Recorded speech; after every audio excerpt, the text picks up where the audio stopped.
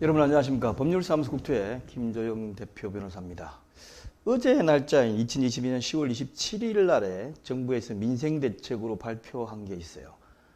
주로 우리가 부동산 시장이 굉장히 급냉되고 여러 가지 부작용이 일어나니까 중도금 대출을 보정하는 것을 확대해 주겠다. 또 투기과열지구 등도 해제를 하겠다라는 식의 발표가 있었는데, 이 발표가 부동산 시장에 어떤 영향을 미칠지에 관해서 한번 같이 알아보도록 하겠습니다. 설명을 듣다 보면 여러분들도 그렇구나 라고 쉽게 이해가 가실 텐데, 이것이 재건축 재개발이나 아니면 여러분께서 앞으로 어떻게 새로운 아파트를 분양받아 볼까 말까 하는데도 참고가 되실 수 있을 거라고 믿습니다. 먼저 첫 번째, 어저께 발표한 정부 발표 내용을 한 가지씩 제가 보여드리고 거기에 대해서 같이 한번 생각을 해보도록 하죠. 먼저 첫 번째, 어제 발표한 내용 중에 다음과 같은 내용이 있어요. 청약 당첨자 기존 주택 처분 기한 연장이라고 되어 있습니다. 이게 무슨 얘기냐면, 우리가 새로운 주택을 분양받으려고 청약을 해가지고 당첨이 되잖아요. 그러면 2주택자가 되기 싫은 경우, 그러니까 원래 하나의 주택을 가지고 있으면서 또 별도로 하나를 분양받으려고 신청을 해서 당첨을 했는데, 이거는 두 가지 경우가 있습니다. 한 개 더 가지려고 신청해서 당첨된 경우도 있지만, 내가 살고 있는 집에서 새롭게 분양받은 아파트나 이런 것으로 이사가기 위해서, 그러니까 기존의 것을 처분한다는 전제하에, 돈도 이거 처분한 돈으로 내야 되니까 처분한다는 전제하에서 새로운 분양을 받았는데, 이게 옛날에는 2주택이라고 인정 안 받기 위해서는 새로운 주택의 입주 가능일로부터 6개월 내에 해야 돼요. 6개월 내에 기존 주택을 처분해야 되는데, 이게 시장이 좋아가지고 막 내놓으면 금방 팔릴 때 같으면 모르겠지만, 특히 요즘 같은 경우에 내놔도 지금 거래절벽 때문에 팔리질 않습니다.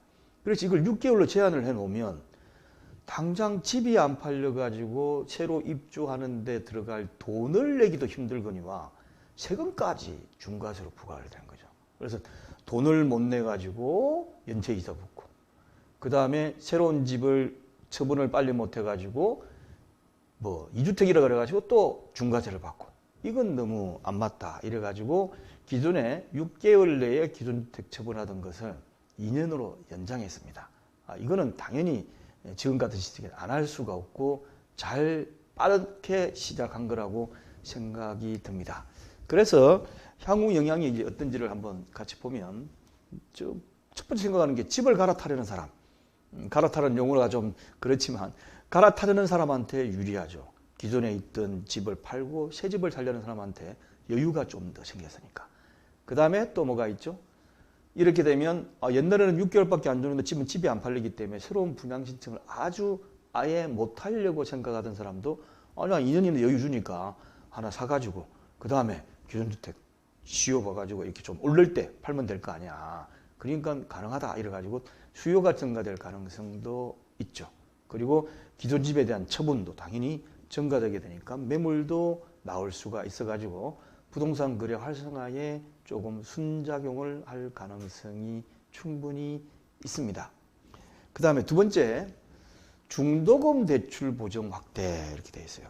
이건 또 무슨 얘기냐면, 새로운 집을 분양받을 때 돈을 100% 가지고 하는 게 아니잖아요. 보통 여러분 언론 보시면 연예인 누구가 현금 60억을 주고 집을 샀다 그러면 현금 5만원짜리 지폐를 60억을 준다는 게 아니고 대출 없이 그냥 자기 돈으로 샀다는 의미입니다. 그런데 우리나라 같은 상황도 다른 나라도 마찬가지지만 돈이 그렇게 많이 있는 가운데서 꼭 집을 사는 건 아니잖아요. 전세 사는 게 힘들고 월세 사는 게 너무 힘들어가지고 대출금을 안 뜨라도 집을 사는 경우가 거의 대부분이기 때문에 중간에 새로운 아파트를 분양받게 되면 어떠죠? 계약금 정도는 내가 내겠지만 중도금부터는 대출을 받아가지고 하는 경우가 많습니다. 그런데 이 중도금 대출이 그냥 은행에서 대출해 주는 것이 아니고 허가라는 주택도시보증공사나 주택금융공사에서 중도금 대출 보증을 해줘야 은행에서 대출을 해줘요. 그런데 이 대출 보증을 해주는 이 허가하고 주택금융공사에서 기존에 어떻게 되십니까? 여기 보시면 9억 원 이하 주택에만 중도금 대출을 해주지 12억 원 이하 주택에는 대출을 안 해줬다 이렇게 돼 있어요. 그러니까 이 9억 원 이하 주택 같은 경우는 평형대가 조금만 높아지면 서울 같은 경우는 9억 원이 넘어버립니다. 지금 뭐 2천만 원, 3천만 원, 4천만 원 평당 금액이 하는 이런 상황에서 분양가가 그렇게 높아지기 때문에 평수가 조금만 높아버리면 9억 원을 넘기 때문에 중도금 대출이 안 돼요. 그러면 조금만 큰 아파트만 분양받으려고 해도 어떻습니까? 중도금 대출이 안 되니까 신청자가 적어지는 거죠. 그러니까 어떻게 됩니까? 거꾸로 현금 가지고 있는 사람이 경쟁률이 떨어지니까 그런 사람들이 신청하는 경쟁률이 떨어질 거 아니에요. 현금 가진 사람만 또 대박이 나는 그런 꼴이 되는 거예요. 왜 대박이 나느냐? 지금 분양가와 시가와의 차이는 굉장히 많이 나 있습니다. 그러다 보니까 시가가 비싸다 보니까 어떻게 돼 있죠? 대박 나는 거예요. 대박 나는. 그러니까 쭉쭉쭉 이러잖아요. 그러니까 줍는 거예요. 돈을 줍는 거예요. 그러니까 그런 식으로 언론에서 표현할 정도로 굉장히 분양만 받으면 대박을 칠 수 있는데 중도금 대출을 안 해주면 그 수요가 확 줄어들 수밖에 없죠. 그래서 물론 이게 수요가 줄어들어 가지고 경쟁이 약화되는 것은 순작용도 있을 수 있는데 그러다 보니까 돈 가진 사람만 목돈으로 자기 돈 투입하고 대출을 받으니까 이게 또 안 좋은 거예요. 이게 그러다 보니까 안 되겠다 이래가지고 시세가 많이 올랐기 때문에 분양가도 올랐고 12억 이하 주택까지 확대해 주자. 이거는 어떤 효과가 있을까요? 여러분들 다 아십니다. 제가 정리만 해드린 것 뿐이지. 분양가 12억 이하까지 중도금 대출 보증이 가능하면 어떻게 되죠? 분양 수요가 증가합니다. 당연히 분양 수요. 분양받는 사람이 많아지겠죠. 자, 어느 정도 이 금액이냐 분양가가 보겠습니다. 제곱미터당 분양가격에 대해서 주택보증공사가 낸 통계를 그대로 제가 캡처를 해봤어요.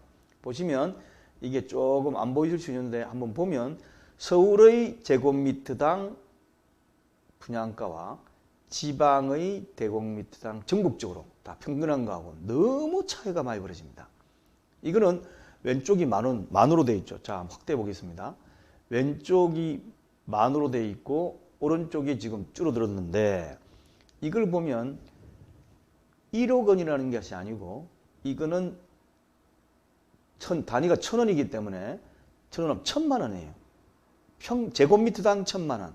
그러니까 제곱미터당 1,000만 원이 이 시기에는 거의 유지가 되다가 이 시기로 내놓으면 700몇십만 원으로 떨어지기 때문에 여기다 3.3058을 곱하면 어떻게 되죠? 평당가, 흔히 알고 있는 평당가가 나오는데 이렇게 되면 여기는 3,400만 원 정도.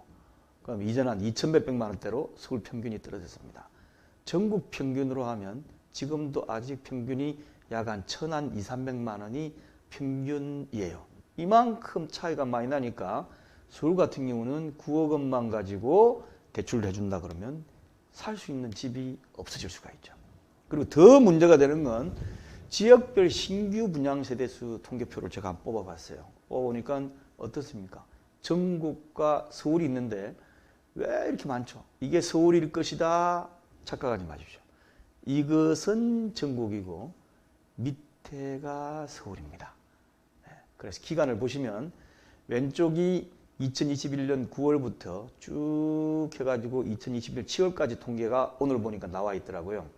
이 중간에 하나 탁 찍어보면 숫자가 나오는데 이 달에 서울은 424개만 공급이 됐습니다. 무슨 소리냐? 424개? 재건축 재개발 그렇게 많이 하고 하는데 왜 이러지? 아마 순증가본을 했는지 모르겠지만 조합원 분양분 빼고 어쨌든 이렇게 매달 얼마 안 돼요. 얼마 안 됩니다. 그러다 보니까 어떻게 되죠? 결과적으로는 이게 전국에서 하는 거하고는 전혀 관계없이 서울이 공급이 침체돼 가지고 앞으로 더 공급 절벽이 될 가능성이 있다. 그래서 지금 부동산 가격이 떨어져서 굉장히 문제인데 여전히 오를 가능성은 있다. 왜? 공급 부족이 너무 많다. 너무 많다. 그래서 지금 규제를 풀어가지고 다시 치고 올라가도록 하지 않고 안정이 되려고 그러면 빨리 공급 정책을 더 내놔야 됩니다. 더 내놔야 돼요. 지금 이거 가지고는 택도 없는 얘기죠. 네, 다음 보겠습니다. 세 번째 이제 규제지역 추가 해제를 검토합니다. 진행은 투기과열지구가 39곳이나 있고 조정대상지역이 60곳이나 있는데 어떤 게 투기과열지구이고 어떤 게 조정대상인지 그냥 골치 아프니까 하지 마시고 부동산 가격이 너무 오른 데는 투기과열지구나 조정대상지역으로 짓는가 보다 해가지고 해 있습니다. 그런데 지금 이게 최근 들어서 상당히 많이 떨어졌잖아요. 떨어졌으니까 11월 달에 주거정책심의위원회 개최하겠다는 건데 결국은 풀겠다는 뜻입니다. 얼마나 많이 풀릴지 모르겠지만 지금처럼 부동산 가격이 계속 떨어지면 결과적으로는 예전처럼 한 7, 8년, 10년 전쯤처럼 서울 전역이 다 투기과열지구에 해제가 돼요. 그럼 뭐 좋겠네? 라고 생각할지 모르겠지만 어떤 게 좋은지 한번 보겠습니다. 지금 만약에 해제가 된다면 현재로는 투기과열지구 내에 재건축 재개발 지역 부동산의 매매가 제한이 돼 있어요. 재건축은 조합 설립 인가 이후에 재개발은 관리처분계획 인가 이후에 부동산을 팔면 새로 사는 사람은 조합원이 될 수가 없습니다. 현금으로 현금 청산돼야 되니까 결국은 못 판다는 얘기죠. 누가 사자마자 돈 받아가겠습니까? 그래서 매매가보다 적게. 그건 아니죠. 그래서 조합원 지위 양도가 불가능했는데 이걸 풀어줘가지고 만약에 경기도나 인천이나 여러 군데에서 투기과열 지역이 해제가 되면 그 순간 재건축 재개발 매물이 나옵니다. 매물이 나오면 올라갈 수도 있겠지만 내려갈 수 있는 가능성이 더 많죠. 그래서 오히려 부동산 재건축 재개발 지역이 부동산 거래가 정상화될 수가 있고 그 다음에 또 재건축 재개발 지역을 보면 같은 투기과열 지역 내에서는 내가 이쪽에 재건축해서 한 세대 분양받으면 다른 곳에 가가지고 일반 분양을 못 받도록 되어 있어요. 근데 이것도 해제하면 어떻습니까? 돈 있는 사람이나 아니면 조합원들 중에서도 이쪽에서 조합원 분양을 하나 받고 다른 데도 하나 받고 왜 필요하냐? 결국은 돈 받는 사람 부채 주는 거 아니냐 그러지만 미분양이 나기 시작하면 이건 심각합니다. 미분양 지역을 옛날에 한번 우리가 경험해 봤는데 미분양이 나면 건설 경기가 떨어지고 건설 경기가 떨어지는 것뿐만이 아니고 어떻게 되죠? 부동산 가격도 침체되고 모든 것이 다 침체돼요. 그래서 나라 경기 전체가 흔들릴 수 있는 게 건설 경기입니다. 그래서 이 건설 경기가 어떤 의미에서는 파급의 효과가 너무 크기 때문에 이쪽을 제대로 정상화시켜주지 않으면 이것도 문제가 커요. 그래서 이것도 굉장히 잘 선택한 거라고 생각이 듭니다. 그 다음 네 번째, 금융규제 정상화 방안입니다. 금융규제 정상화 방향인데 지금 보시면 뭐 LTV 뭐 이래가지고 내 집 가지고 대출을 받으려는데 제한이 돼 있어요. 현행은 LTV 규제가 보유주택 규제지역 주택가격별로 막 차등 적용되어 있습니다. 차등 적용되어 있어가지고 어떤 데는 40%, 규제지역은 20 내지 50%니까 40%, 30% 이렇게 돼가지고 내가 집을 가지고 있는데도 내가 집을 담보로 돈을 받는 게 너무 많이 제한이 돼 있어가지고 집을 가지고 있으면서도 대출을 못 받아요. 여러분 집이라는 것이 꼭 살려고만 있는 건 아니지 않습니까? 보유하고 있다가 돈이 필요하면 대출 받아가지고 했다가 또 풀리면 대출금 갚았다가 이게 사실 집에 대한 용도인데 그걸 너무 막아 놓으니까 결국은 제2금융권으로 사람들이 가는 거죠. 제2금융권 가가지고 오히려 돈이 필요한 사람들한테 더 어떻습니까? 압박을 가하고 경제적으로 좀 문제가 되는 이런 식으로 되고 있으니까 이건 아니다. 제가 보기엔 풀어야 됩니다. 50%도 많아요. 무조건 풀어가지고 80%든 90%든 본인의 책임하에 하도록 하는 것이 필요합니다. 그래서 현재도 또 15억 초과 아파트에는 주택담보대출을 못 가지고 할 수 없도록 되어 있어요. 그러니까 내가 가지고 있는 게 아파트 15억짜리다. 그럼 아파트를 담보로 대출을 하는 걸 막아놨습니다. 막아놨기 때문에 이것도 어떻습니까? 자금 융통하는데 너무 문제가 되고 그러다 보니까 신종불량도 생기고 여러 가지 생기니까 이것도 풀어가지고 조속히 하겠다는 거죠. 자, 그럼 이렇게 되면 한국영향은 어떻게 되죠?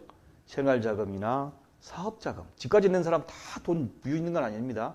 필요할 때 사업자금으로 쓸 거 융통할 수 있고 다 할 수 있도록 기회가 증가될 수 있습니다. 제1금융권인 은행에서 대출을 해주면 그만큼 기회가 증가되고 마찬가지로 어떻습니까? 이율도 떨어질 수 있으니까 해야 돼요. 그래서 제2금융권으로 가던 대출 수요가 감소될 가능성이 있고 또 분양 또는 매수 시에 자금 조달이 용이해지지 않습니까?